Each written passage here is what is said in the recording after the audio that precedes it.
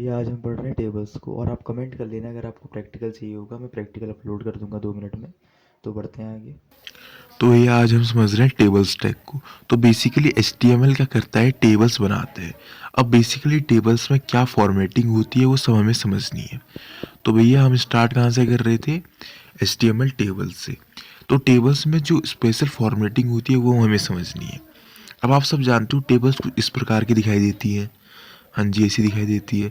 तो जो टेबल्स रहती हैं ये आपने वेब पेजेस में देखी होंगी, इसको आपने वेब पेजेस में देखा होगा।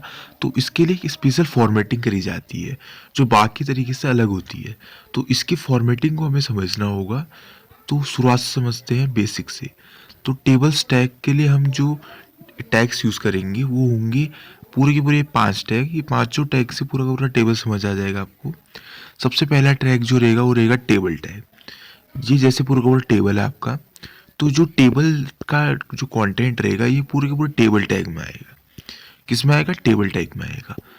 तो जो टेबल टैग रहेगा इसके कोई एट्रीब्यूट रहते हैं, वो एट्रीब्यूट मैं बता देता हूँ।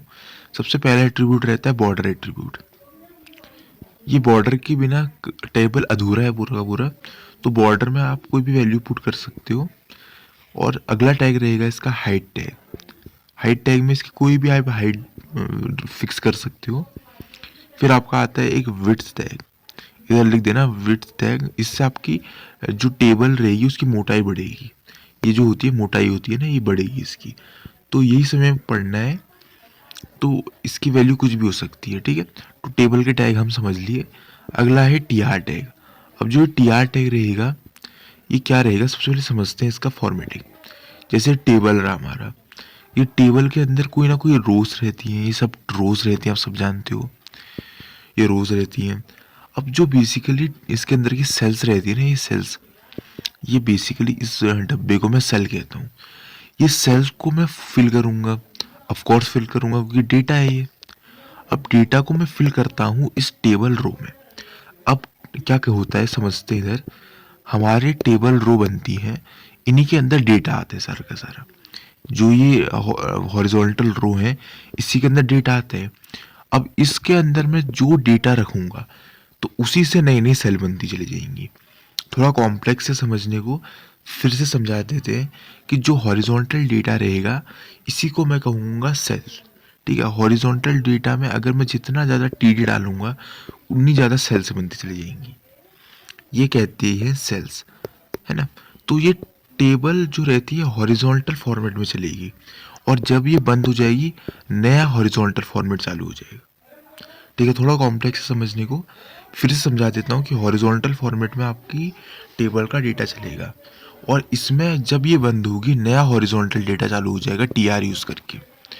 तो भैया ये सेल्स जो रहेगी आपकी, ये आपकी डेटा कैरी करेगी जो TD टैग में आएगा। TD टैग को फिर से समझते हैं, मैंने अभी पढ़ाया ही नहीं एक्चुअली। पर TD टैग क्या करता है, ये टैग जो होता है डेटा कैरी करता है एक स्पेसिफिक सेल के लिए। कोई सेल रहेगी, जैसे मैं एक टैग बना देता हूँ आपके लिए। टैग क्या, मैं टेबल बना देता हूँ आपके लिए। ये टेबल है आपके लिए, जैसे कोई नेम लिख देता हूँ इसमें मैं, इसमें कोई परसेंटेज लिख देता हूँ मैं। ठीक है, नेम में कोई मैं फलाना लिख देता हूँ, जैसे मैं इसमें रवि लिख देता हूँ। इसमें मैं इस राम लिख देता हूँ, और इसमें मैं एक और नाम लिख देता हूँ रवि, रवीस लिख देता हूँ मैं, रवीस। तो इसके मैं परसेंटेज लिखूंगा इधर। जैसे इधर मैं 91 लिख देता हूँ, इधर मैं 92 लिख देता हूँ, मैं 93 लिख देता हूँ। तो यहाँ पे अगर आप देखो, ये हो गई सेल हमारी, ये हो गई हमारी सेल। अब इस सेल को मैं लिखूंगा किसमें, टेबल रो में लिखूंगा। ये आपकी हो जाती है रो। ठीक है, अब रो के अंदर आपका जो ये स्पेसिफिक सेल है, इसके अंदर जो डेटा लिखा जाएगा वो TD में लिखा जाएगा। समझ नहीं आया तो एक बार फिर से समझो। जो आपकी सेल है वो टेबल रो में लिखी जाएगी, और टेबल रो में ही ये सेल का डेटा रहेगा जो कहेगा TD। ठीक है, और ये अगर मुझे दूसरा सेल का लिखना है तो मैं इसको काट के नया TD चालू करूँगा जिसमें दूसरे सेल का डेटा आएगा। ठीक है, ऐसा ही सब में चलता रहेगा और सबका डेटा आता रहेगा। ठीक है, अब इसमें एक और टर्म आता है TH टैग। अब TH टैग को मैं इधर समझा देता हूँ। जो टेबल की हेडिंग होती है उसे कहते हैं TH। टेबल का जो टॉप पार्ट होता है, ये जो टॉप पार्ट रहता है, इसी को मैं टी एस कहता हूँ या टेबल हेडिंग कहता हूँ। जो कि टॉप पार्ट रहता है इसको मैं कहता हूँ टेबल हेडिंग। इसको मैं टेबल हेडिंग क्यों कहता हूँ, क्योंकि इसमें हेड है ना पूरा का पूरा, ये पूरे के पूरे टेबल का हेड है, तो इसलिए मैं इसको कहता हूँ टेबल हेडिंग।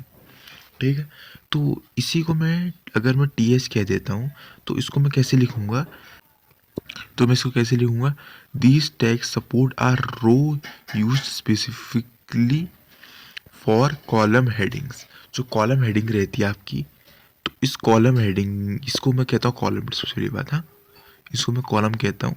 तो इस कॉलम की जो हेडिंग रहेगी, इसकी जो हेडिंग रहेगी, इसके लिए मैं यूज़ करूँगा टी एस टैग को। मैंने समझा दिया। अब ये हेडिंग टैग कैसे मैं डालूँगा, जैसे मैंने टेबल बनाई, इसमें ये टी आर हो गया। अब मैं टी आर लगाने के बाद टी डी न लगाकर टी एच लगाऊंगा। ठीक है, इधर टी एच लगाऊंगा और सेल का डेटा बन जाएगा। अगला है कैप्शन। कैप्शन क्या होता है, आपने देखे होंगे टेबल्स के नीचे कई बार कुछ चीज़ें लिखी होती है, इन्हीं को मैं कैप्शन कहता हूँ, इन्हीं को मैं कैप्शन कहता हूँ। तो डायरेक्टली एग्जाम्पल में बढ़ते हैं। एग्जाम्पल में अगर आप देखो तो सबसे पहले मैंने S2 लगाया, फिर टेबल का इधर स्टाइल एट्रीब्यूट लगाया, इधर मैंने CSS लगा रखा है। आप चाहो तो हाइट विड्थ ऐसे लिख सकते हो। फिर मैंने TR लगाया, फिर अंदर TH लिखा, फिर TR हटाया, फिर TR लगाया, TD लगाया, TR बंद करा, और इधर से एक डेटा बन गया। लेकिन अगर आपकी नज़र पड़ेगी तो यहाँ पर बॉर्डर नहीं बना है। बॉर्डर बनाने के लिए मेरे को इधर बॉर्डर भी लगाना पड़ेगा, जिसकी वैल्यू कुछ भी रख सकता हूँ मैं। ठीक है, तो इसके बाद ये टैग लग गया, इसके बाद ये लग गया, फिर टेबल ख़त्म। ठीक है, इसका रिजल्ट आप देख सकते हो, ऐसा ही रिजल्ट आएगा जो मैंने आपको बताया था। ठीक है, बॉर्डर लगाना बहुत इंपॉर्टेंट है, बॉर्डर लगाना बहुत इंपॉर्टेंट है। ठीक है, तो वीडियो ख़त्म करते हैं।